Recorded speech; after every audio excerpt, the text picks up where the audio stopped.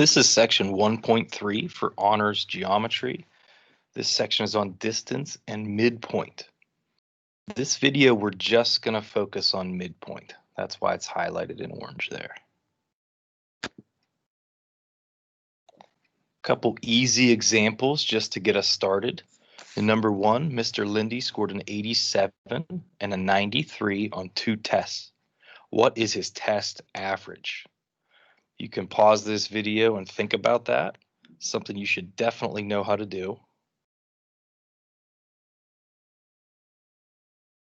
Hopefully you realize that the average has to be in between those two scores. So his test average is going to be a 90. And that's because 90 is 3 units from 87 and 90 is 3 units from 93. 90 was exactly in the middle of 87 and 93. Now that was probably an easier example. You're capable of doing that in your head. How would you do it mathematically? Well, you add the two numbers. If you're averaging two numbers or a few numbers, you add them, and then you divide by the number of numbers.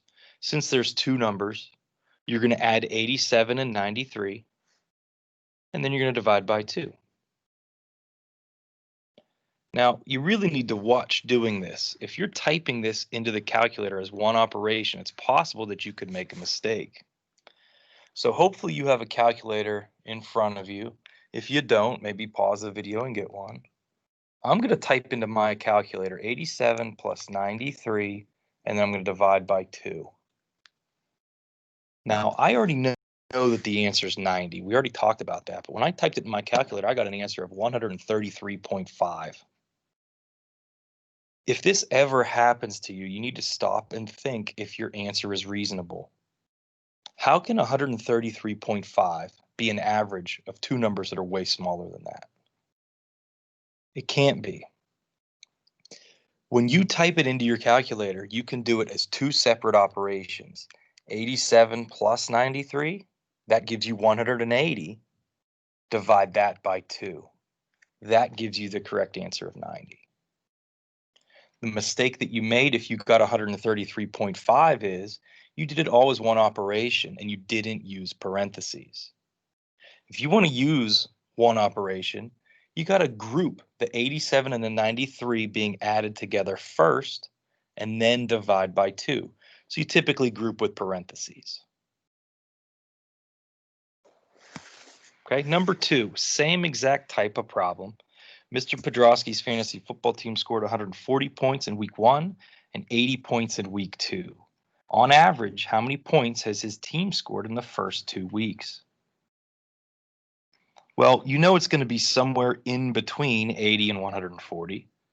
It's going to be directly in between if you're averaging them. Some of you can probably do this in your head. What is directly in between 80 and 140? Some of you might want to type it into your calculator. Again, be careful. You can do it as two separate operations. Add first, then divide by 2. Or you can do it all at once if you use parentheses. His average should be 110 points. 110 is 30 points from 140, and 110 is 30 points from 80. So it's directly in the middle. So in my calculator, I'm adding 140 and 80, and I'm getting 220. Then I'm going to divide that by 2. That gives me my answer of 110. Okay, now these two questions were simple questions on averaging things. You typically do that in 5th grade. Well, this is an 11th grade class. Why are we doing it now? Well, averaging, you'll notice, is the same exact thing as finding a midpoint. To find a midpoint, you're going to average the endpoints, their coordinates.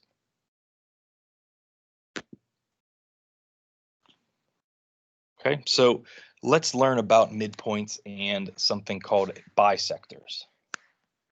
The midpoint of a segment is the point that divides the segment into two congruent segments. A segment bisector is a point, a ray, a line segment, or a plane that intersects the segment at its midpoint. A midpoint or segment bisector bisects. There's a lot of words there. Every segment in the world has an endpoint on each side, and there is always going to be a midpoint for every single segment. That midpoint divides the original segment into two equal pieces. So if you look at the diagram on the bottom left, you can see the midpoint. Also notice the red hash marks. That's indicating that segment AM and segment MB are congruent segments. That's another way that you know that M is the midpoint by definition. If two segments are congruent, then that point that's in between them is the midpoint. The diagram on the right is very similar. We have a midpoint. It's indicated by the congruent slash marks, but it's not really the point that's bisecting the segment. We have this green line that's going through that midpoint. So you can actually use a line to bisect a segment or split it in half. Also, if you can use a line to bisect it, you could definitely use parts of a line to bisect it, like a segment or a ray or even a point. Now, if we wanted to, we could pretend that that line is a flat surface. We could bisect a segment with a flat surface also, like a plane.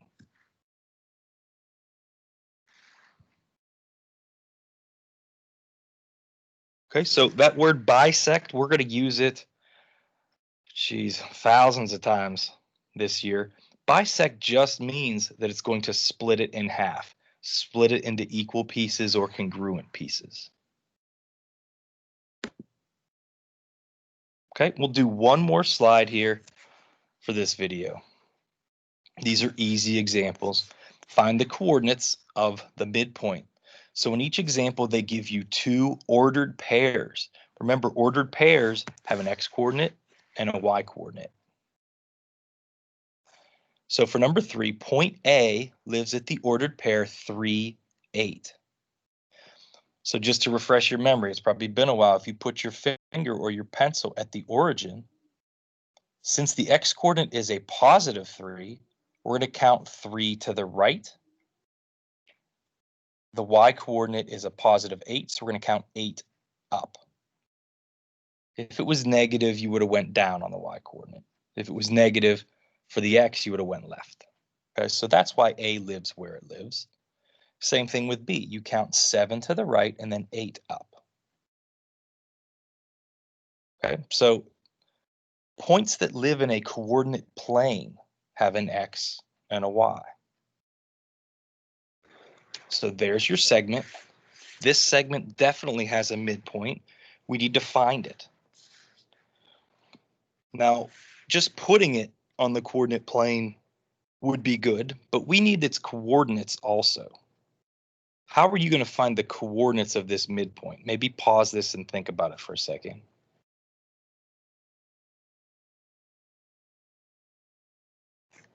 Hopefully you realize that the midpoint between A and B would live at the ordered pair 5, 8. And we'll talk about why that is in a second. One easy way to think about this is this segment is definitely horizontal. Notice how the y coordinates, they're both 8s. They're both the same. That's going to make the segment horizontal. So obviously the midpoint is going to be on that horizontal segment, so it's going to have a y coordinate of 8 also. How did we know that the x coordinate was 5? Well, isn't 5 directly in between 3 and 7? If you weren't sure, you could have added 3 and 7 to get 10, and then divide by 2 to get 5. You could have done the same thing with the y values. Obviously, what is the average of 2 8s? Well, it's another 8. I think a lot of you probably know that. If not, just add the two 8s. 8 plus 8 is 16. 16 divided by 2 is 8. Okay, so your midpoint, we're going to call it M. So we're going to write a capital M. That's the name of that point. It's going to live at the ordered pair 5, 8. Number 4 is very similar to number 3, except I didn't have it worked out for you or plotted on there. So maybe pause this, plot the ordered pair C, and plot the ordered pair D. We need to find the midpoint of that segment. Every segment has a midpoint. Where does it live? Again, maybe pause and try to find where that midpoint lives. For number 4, the midpoint is going to live at -1, +1. Those would be the coordinates. Look at the x values of your two endpoints. They're both -1. That's going to create a vertical segment. So the midpoint is going to have an x coordinate of -1 also. The y coordinate would be an average of the two y coordinates of the endpoints. So you could do -2 plus 4 and then divide by 2. -2 plus 4 is +2, and 2 divided by 2 is +1. That's where your midpoint lives. -1, +1. All we did to find a midpoint was average the x values and average the y values. If you want to make it sound very simple, you're doing 2 fifth grade averaging problems.